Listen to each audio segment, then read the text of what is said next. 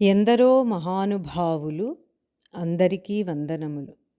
ఈరోజు మనం శ్యామకృష్ణ అనేటువంటి మకుటంతో ఉండేటువంటి శ్యామశాస్త్రి కీర్తన బిరాన వరాలిచ్చి బ్రోవుము నిను నెర నమ్మితి అనేటువంటి పాట గురించి తెలుసుకుందాం.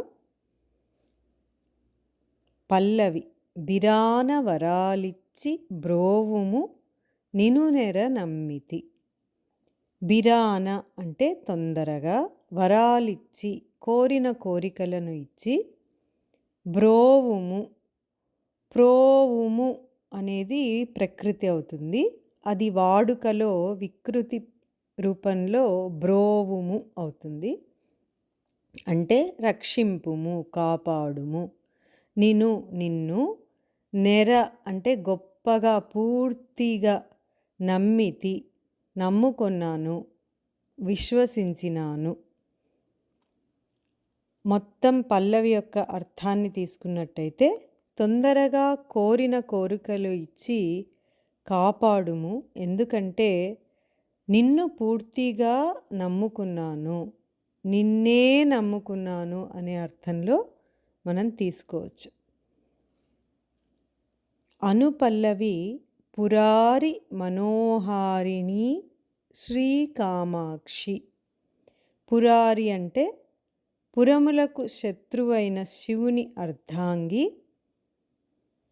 మనోహారిణి మనస్సును హరించిన దానా అంటే ఇంపైన దానా, సొంపైన దానా. శ్రీకామాక్షి మంగళకరమైన కాంచీపురమునందలి దేవి అంటే దుర్గ యొక్క రూపం. మొత్తం అనుపల్లవి యొక్క అర్థం, ఓ పురములకు శత్రువు అయిన శివుని అర్ధాంగి, మనస్సును హరించిన దానా, మంగళకరమైన కాంచీపురమునందలి దేవి కాపాడుము. ఇందులో 3 చరణాలున్నాయి. మొదటి చరణం చూసుకున్నట్టయితే, తామసము సేయకే నీవు కరుణానిధి గాదా, అదంతా కలిపి చెప్పాలి. కరుణానిధి గాదా, పరాముఖమిక నేల విను సరోజముఖి. మళ్ళీ తామసము సేయకే నీవు కరుణానిధి గాదా, పరాముఖమిక నేల విను సరోజముఖి. తామసము అంటే ఆలస్యము, సేయకే చేయవద్దు, నీవు కరుణానిధి గాదా అంటే దయకు ఆశ్రయమైన దానివి కదా, అంటే నువ్వే కరుణా సముద్రం కదా. పరాముఖమిక నేల, పరాముఖము అంటే పెడముఖము, అంటే ముఖాన్ని వేరే తిప్పుకొని కూర్చున్నటువంటి. పరాముఖమిక నేల వేరే పెడముఖంగా ఎందుకు, విను ఆలకించు, సరోజముఖి పద్మము వంటి ముఖము కలదాన అంటే పొగుడుతున్నారనమాట. ఆమె ముఖాన్ని ఇటువైపుకు తిప్పి పొగడతకి లొంగని వాళ్ళు ఉండరు కదా, వింటుంది అని విను. సరోజముఖి, సరోజముఖి అంటే పద్మము వంటి ముఖము కలదాన. చరణం మొదటి చరణం అర్థం, ఓ పద్మము వంటి ముఖము కలదాన, నీవు ఆలస్యము చేయవద్దు, దయకు ఆశ్రయమైన దానివి కదా, పెడమొగము లేక ఆలకించు, విను. రెండవ చరణం, కామితార్థఫలదాయకీ దేవీ నతకల్పలతికా పురాణి మధురవాణి శివునికి రాణి.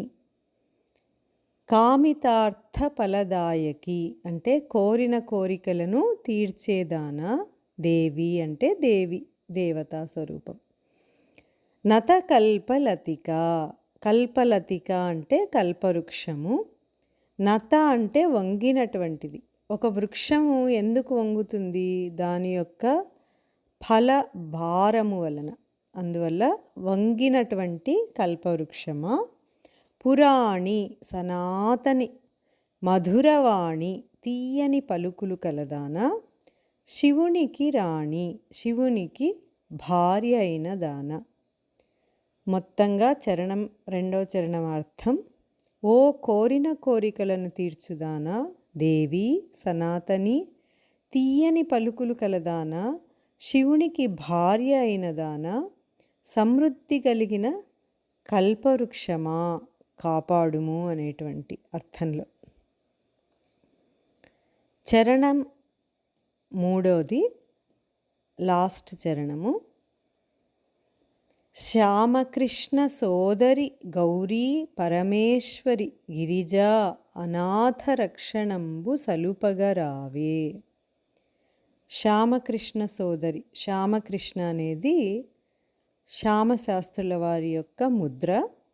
శ్యామకృష్ణుని చెల్లెల, అమ్మవారు కూడా కృష్ణుని చెల్లెలు. గౌరీ పార్వతి, పరమేశ్వరి ఈశ్వరిను, గిరిజా హిమవంతుని కూతురా. చివరిగా అమ్మ తప్పకుండా వింటుందని గిరిజా అని పిలుస్తున్నారనమాట. హిమవంతుని కూతురా, అనాథ రక్షణంబు దిక్కులేని వారిని కాపాడుట అనే క్రియను సలుపగ రావే చేయుటకు రావే. చరణం అర్థం: ఓ శ్యామకృష్ణుని చెల్లెల, పార్వతి ఈశ్వరి హిమవత్పుత్రి, అనాథుని నన్ను కాపాడుటకు రమ్ము. నా ఈ మాటలు విన్నందుకు ధన్యవాదములు. మీకేమైనా ప్రశ్నలు కానీ కామెంట్లు కానీ ఉంటే కింద తెలుపగలరు. ధన్యవాదములు.